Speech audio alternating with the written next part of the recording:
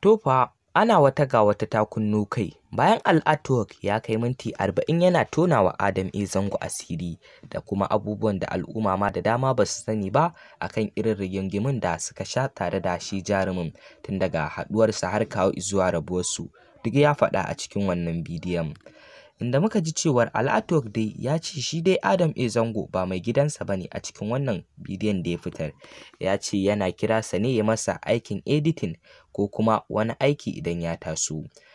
Adam A Zango dai Al-Artwork ya ɗauke shi tamkar abokin aiki a yadda muka samu rahotannin yadda Artwork ɗin yake cewa, sai dai kuma tabbas Adam A Zango mai gidan Al-Artwork ne. Al-Artwork dai ya koma bayan Ummi Rahab ne inda yayi kane kuma ya ci gaba da ɗaure mata gindi akan irin abubuwan da take yi.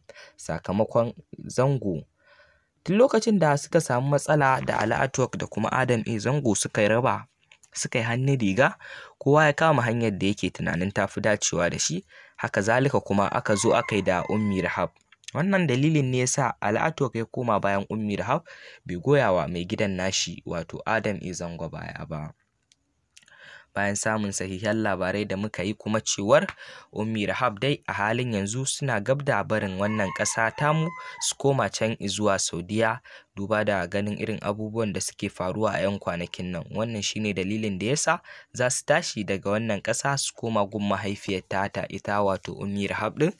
Wannan shine cikakkun labarai da kuma sahihai na gaskiya akan wannan rahoto da muka kawo muku. Sai mun haɗu kuma a wani sabon bidiyon idan mai duka ya kai mu. Amma mai sauraro kar ka manta domin kasancewa da wannan tasha tamu, ka danna subscribe da alamar ƙararrawar sanarwa, sannan idan bidiyon mu ya burge ka muna roƙonka da ka danna mai alamar liking. Domin hakan ne zai ƙara mana ƙwarin gwiwa wajen kawo muku ire-iren su akai-akai ba tare da ɓata lokaci ba, kuma da zarar mun saki bidiyo za a sanar da ku.